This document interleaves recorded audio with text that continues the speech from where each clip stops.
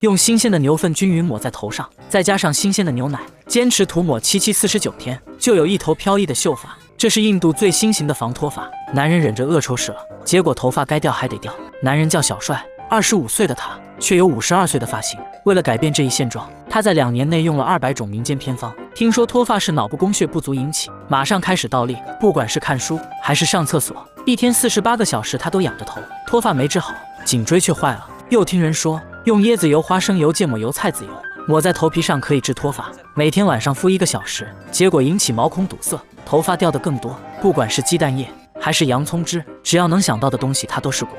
头顶的秀发却日渐稀疏，现在每天他都戴着帽子出门，看到青梅竹马的女友也找了别人，他心都要碎了。由于形象不佳，销售业绩一落千丈，爱情事业双双受挫，他把火气一股脑地撒在了爸爸身上，觉得秃头是爸爸遗传给自己的。现在看到狗狗一身的毛发，他都羡慕不已。朋友带他去植发，这是一种新型的技术，要提取身体上毛发再种植到头顶。可医生在他身上检查个遍，最后只有一个地方的毛发可以用。小帅彻底怒了，说什么也不同意。妈妈给他安排了一场相亲，小帅有点心虚，找到理发师朋友，他先用口水把小帅的头发定了型，然后撒上了黑色粉末，头顶部发亮后，小帅的颜值立马飙升，女孩对他很满意。为了在女孩面前耍帅，小帅站在水池边，他这种行为连喷泉都看不下去。只见他头上留下黑色液体，女孩被吓跑了，他的相亲也宣告失败。伤心欲绝的他只能在手机上偷偷看网络女神小美，填补一下受伤的心灵。第二天，从上司那得知公司请了小美拍广告，于是小帅做了一个重要决定。这个男人为了在女神心中留下好印象，决定剃掉头顶为数不多的头发，先喷水，再用毛巾抛光。他的头顶现在锃光瓦亮，贴上双面胶，最后再戴上假发，他立马从52岁变回25岁。小帅一下子就找回自信，看到心仪已久的女神在自拍。现在的他不同往日，他大胆地走进了摄像头，和女神拍了一个同框视频。他的帅气外表吸引小美的注意，两人的合作迅速走红。接下来他们经常一起拍视频，粉丝蹭蹭的往上涨。工作还没结束，两人已经坠入了爱河。自从有了头发，小帅的销售业绩也直线上升，现在他是爱情事业双丰收。这天，小美提出结婚的想法，但小帅害怕了，因为他秃头的事一直没跟小美说，加上刚刚小美还嘲笑她的闺蜜嫁给一个秃头的男人，现在她非常纠结，每次话到嘴边她又咽了回去。就这样，双方父母见了面，父亲说要跟女孩坦白，朋友却说印度是传统社会，男人的缺点不是缺点，结了婚女人也就不了了之。最后小帅还是给小美发了条坦白短信，如果你原谅我，请回电，否则我将视为拒绝。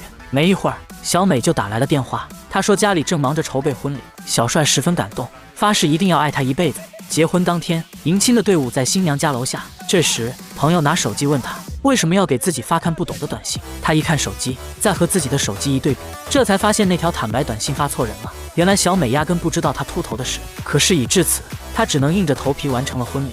深夜，妻子等他一起拍新婚之夜的视频，可小帅却在卫生间里纠结着，想着自己秃头暴露后的事。当他回到房间，小美已经睡着了。第二天早上，同学小丽怒气冲冲来到家里，对着他破口大骂。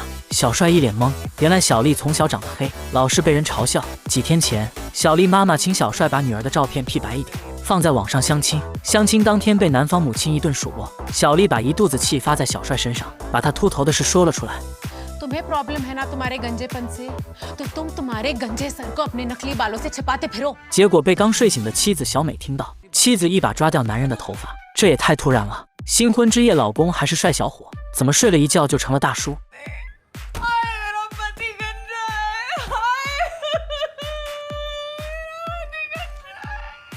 小美觉得自己被骗了，拖着行李就回娘家。小帅追过去跟她认错，并说自己只是头发少一点。小美却说她根本没有头发。小帅说很多明星都没头发，况且自己会戴假发，外人根本不会知道。小美说自己很注重外表，从小学习就不好，但长大后却成为了出色的模特。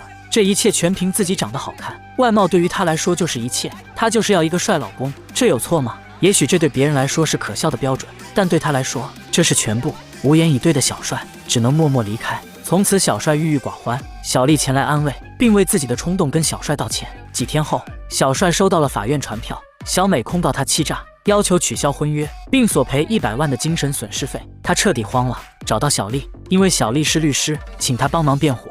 因为她不想其他人知道自己秃头的秘密。但意外还是发生了。几天后，网红女神因为丈夫秃头起诉对方诈骗登上报纸，吃瓜群众聚集她家楼下，听着楼下的嘲笑，她恨不得找个地缝钻进去。小帅告诉小丽自己不出席庭审，因为他不想在法庭上丢脸，但小丽不同意，并告诉他，如果这么在意别人的眼光，自己早就崩溃了。从小到大，因为肤色问题，他被无数人嘲笑，接着又拉着小帅参加同学聚会，终于让小帅找回一点信心。开庭当天，对方律师说小帅隐瞒秃头是欺诈行为，小丽指责小美以貌取人，双方律师各执一词，场面十分激烈。就在这时，一直沉默的小美说了让小帅无法反驳的话。बाला के बाथरूम में हमने एक आधा ढका हुआ मिरर देखा, तो जब ये अपना ही गंजा चेहरा आईने में नहीं देख सकते, हमसे कैसे एक्सपेक्ट करते हैं कि लाइव बार हम ये चेहरा देखेंगे? Is it fair? 这句话让小帅无地自容，小帅放弃辩护，最终他和小美的婚姻被判无效。小帅继续销售着美白产品，讲台上他像之前一样大肆贬低着黑皮肤的女孩。可当他看到台下小丽时，他突然醒悟，缓缓摘下自己的假发，接着大声喊出了那句憋在心里很久的话：我们到底为什么要改变自己？他辞去销售工作，全职做脱口秀演员，把自己的经历改成段子，勇于自嘲的表演带给观众快乐。他终于找回自己。电影至此结束。人生是自己的，不要太在乎其他人的看法，与其为了迎合别人的眼光，把自己改变成自己都不喜欢的样子。人生只有一次，为自己而活。